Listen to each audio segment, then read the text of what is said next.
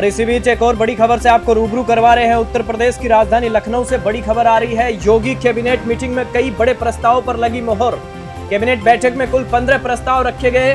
15 में से 13 प्रस्तावों को सरकार ने मंजूरी दी है। ये लखनऊ से बड़ी खबर आपको बता रहे हैं। और इस खबर पर ज्यादा जानकारी के लिए हमारे स्टेट हेड अनूप त्रिपाठी हमारे साथ जुड़ चुके हैं।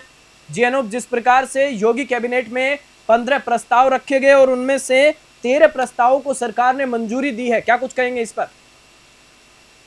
देखिए अखिल, बेहद अहम मीटिंग थी आज जो कैबिनेट मीटिंग हुई है उत्तर प्रदेश में। योगी आदित्यनाथ के नेतृत्व में सभी कैबिनेट मंत्री मौजूद थे और अध्यक्षता कर रहे थे योगी आदित्यनाथ। 15 प्रस्ताव आए थे 7 विभागों से अलग अलग, और जिसमें औद्योगिक विभाग से थे, धार्मिक कार्य विभाग से थे, समाज कल्याण विभाग से थे, पुलिस विभाग से थे। तो इस बड़े फैसलों की बात करते हैं तो उत्तर प्रदेश में जो पीआरडी जवान है जिनकी जो दैनिक वेतन है वो काफी कम होता है। अभी तक 395 रुपए था। अब आज कैबिनेट में प्रस्ताव आया था उनका वेतन बढ़ाने का। प्रतिदिन के हिसाब से 500 रुपए कर दिया गया है, यानी कि अब उनको महीने में 15,000 रुपए मिलने लगेंगे। और ये लंबे समय से उनकी मांग थी। करीब 35,000 से 40,000 के बीच में पीआरडी जवान है उत्तर प्रदेश में। उनकी जो हम कह सकते हैं वेतन है, दैनिक मानदेय है, वो बढ़ जाएगा। इसके साथ ही एक अयोध्या में अस्पताल खोला जाएगा सीता अस्पताल के नाम से, उसको मंजूरी दी है कैबिनेट ने। 3 से 7 साल के बच्चों के लिए एक जो चाइल्ड केयर सेंटर खोला जाएगा, उसकी मद में पैसा जारी किया गया है सरकार की तरफ से। इसके साथ ही यमुना एक्सप्रेसवे पर औद्योगिक इकाइयां लगाने की मद में फैसला लिया गया है।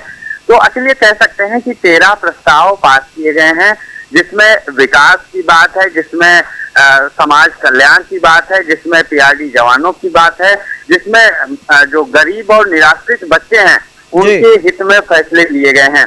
अब सीधे तौर पर योगी आदित्यनाथ की कोशिश है कि उन बड़े कार्यों पर फोकस किया जाए, क्योंकि 2027 सामने है और गृह मंत्री अमित शाह पहले ही स्पष्ट कर चुके हैं कि योगी आदित्यनाथ के नेतृत्व में तीसरी बार उत्तर प्रदेश में भारतीय जनता पार्टी चुनाव लड़ेगी। तो लिहाजा समाज कल्याण की बात हो, पुलिस की बात हो, कर्मचारियों की बात हो, विकास की बात हो, कानून व्यवस्था की बात हो, अब योगी आदित्यनाथ के कंधों पर सारी जिम्मेदारियां हैं और उसी क्रम में योगी आगे बढ़ रहे हैं। जी।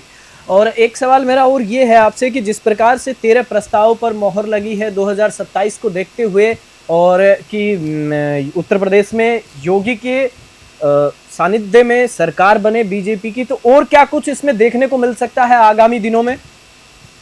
देखिए अखिल, अभी जो बड़े मुद्दे हैं उत्तर प्रदेश में वो महिला सुरक्षा का मुद्दा है। उत्तर प्रदेश में रोजगार का मुद्दा काफी जोर शोर से समाजवादी पार्टी और कांग्रेस उठा रही है। युवाओं को रोजगार नहीं मिल रहा है, बेरोजगार युवा भटक रहे हैं।